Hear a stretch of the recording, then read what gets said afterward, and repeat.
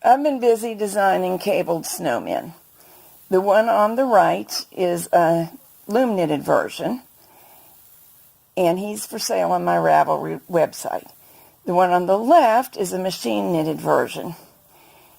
And I think machine knitters often think this sort of cable is too elaborate for them, and that's what this movie is about, to help you understand that it is not. The cables are actually created in the same manner, and for the bulky version of the machine knitted pattern, the one you see on the loom knitted snowman is the one that's charted for you to use. But the technique is exactly the same as what I'm going to show you. It's just where exactly the cable crosses are that will vary. This is the bulky version of the cable chart. Rows 1 through 4 are just repeated all the way up the chart. Row 1, there are no cable crosses, neither on row 3, 5, or 7. Blank squares represent knit stitches. Minus signs represent purl stitches. The other symbols are stitches to be crossed. This is the standard gauge version. The same symbols are used in the same manner. Now let's look at the diagonals on those cables. If the gray bar slants from left to right, we lift off both stitches and move those that were on the left to the right needle first. If the bar moves from right to left, we move the right stitch to the left needle first. After that, the other stitch is replaced on the opposite needle. All cable crosses occur after the row has been knitted. Purl stitches might be ribber stitches, or you can reform knit stitches to make them. Here are the charts side by side, standard gauge one on the left, bulky one on the right. Standard gauge one is one repeat, bulky is several. I've set this up with 4 stitches out of work on each side of where we're going to work the cable, and then 3 stitches in work. When I'm using it for a real project, I normally purl those stitches, which means either putting them on the ribber or reforming them manually. But to demonstrate the cable, leaving them out of work is adequate so that you can focus on the cable stitches only. The cable crosses will occur every 2 rows, so 1, 2. First cable cross takes place on these 2 and these 2 stitches.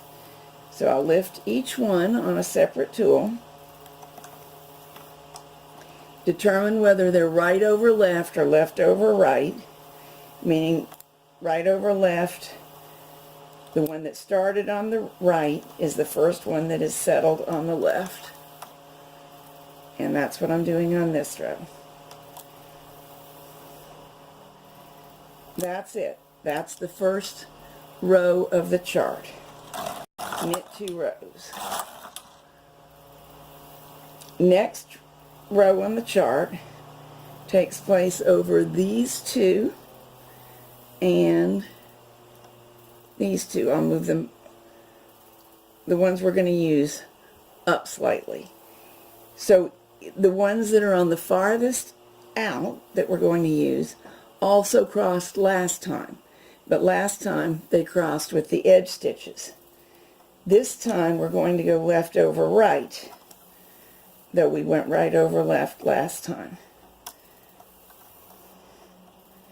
Let me talk you through that. Lift both stitches, replace the left one on the right needle and the right one on the left needle. Knit 2 rows. Next row is almost the same.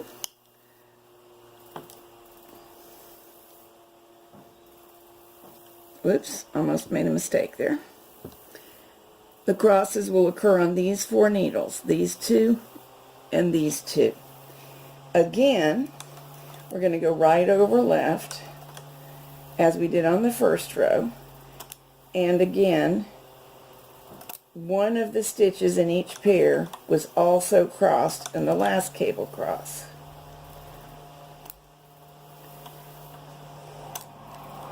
And knit 2 rows. This row the two center needles are where the cross takes place. So lift those off, lift the stitches off those needles, cross left over right. You will notice we're alternating crossing right over left with left over right. Now we're going to move back out. We crossed left over right last time, so right over left on these two and on these two.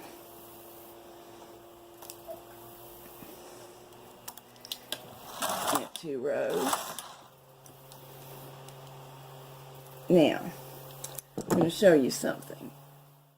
There's enough of this now for you to see. If you somehow got confused about where you were in the pattern, it shows up a little bit on the back. You can read the back of the fabric and tell. And when I do that and look at it, what I can see is that this stitch was involved in a cross last time with this stitch. So this time we're set to do these two. If you look closely, you can also tell whether you went right over left or left over right, and I went right over left. So I know that this time we're ready to cross these two stitches, and it's time to go left over right.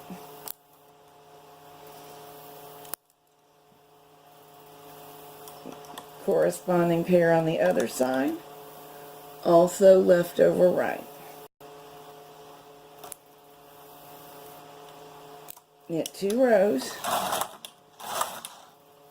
and we're back to the outside edge, and these go right over left. So we're actually now beginning to repeat the chart starting on row 2 of the chart.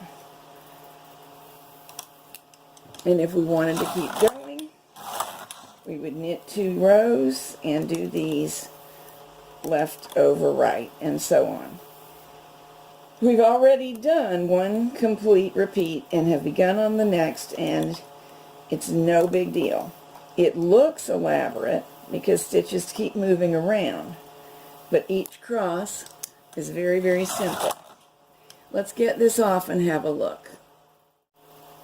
Here you go. Here's the part we worked on. The weight's helping me hold it down, and that's the design we get. And from this point, let me back that up a little, this point where you see the first cross to this point where that cross is repeated is one pattern repeat. For knitters who enjoy cables, I have several great books of them on my website, including a whole one of faux cables.